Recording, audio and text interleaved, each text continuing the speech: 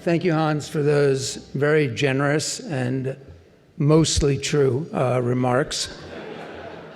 Hans has been a friend for quite some time. I love that guy. He shares a lot of the same values. We commiserate often in terms of how hard these jobs can be. And something you don't know about Franz, but Hans, David Solomon, and myself are all lovers of electronic dance music, and I just want people to know that, Hans. I also am so happy that my mom is here.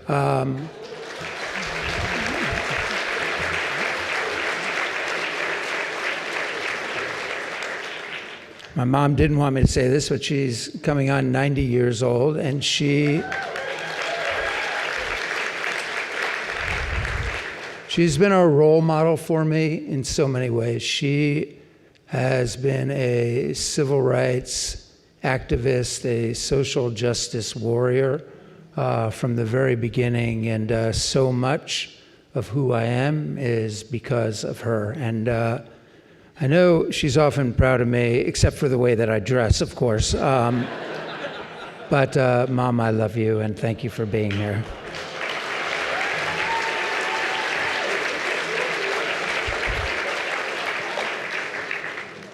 And I did get married 3 weeks ago, and Summerlee is here, and I do want to again say how happy I am that you said yes to me. That has made me one of the happiest people maybe on the planet, and thank you for inspiring me every single day as well. Thank you.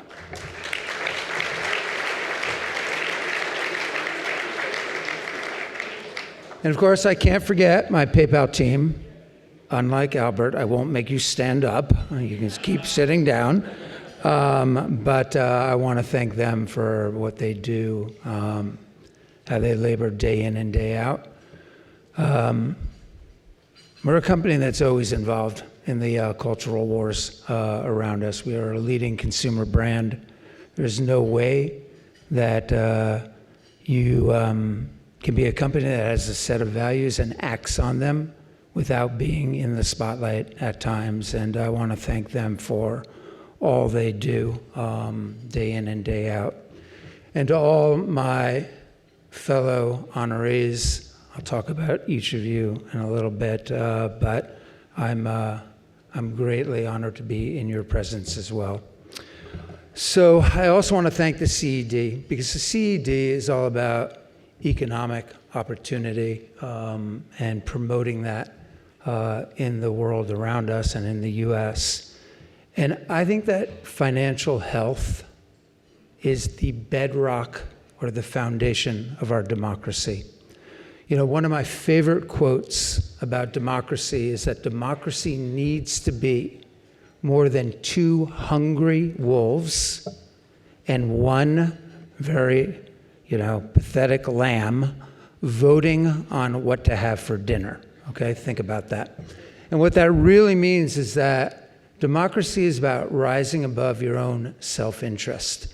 It is about thinking about the whole. It's about empathy. It's about listening to other people. It's about respect.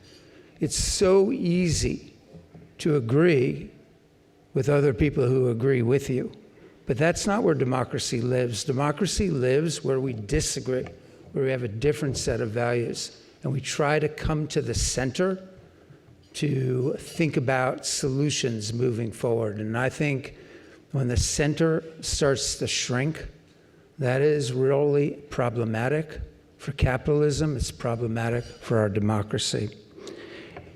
And there's a stat that just came out that 71% of Americans fear for our democracy.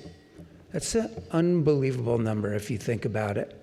But by the way, that's very correlated with the fact that 2/3 of Americans struggle to make ends meet every single month. They struggle to pay their bills. They no longer believe in the American dream. They do not believe that their kids will have a brighter future than they do, and they feel like the system has let them down. And when people feel like the system has let them down, they tend to radicalize either to the far right or to the left.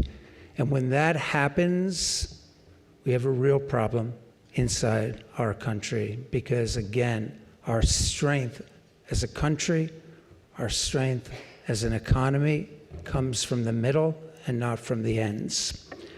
But that's kind of the world that we're in. I don't mean to be pessimistic, believe me, nor sound smart, because that's far from it. But that's the world we live in. And I feel like all of us in this room, especially my fellow honorees, people who are in a position of influence or power or authority, we have an obligation to fight for the issues of our day, to fight for a more just society. And it's something that we need to go do, because I feel like if we're running companies, our goal is not to maximize profit next quarter.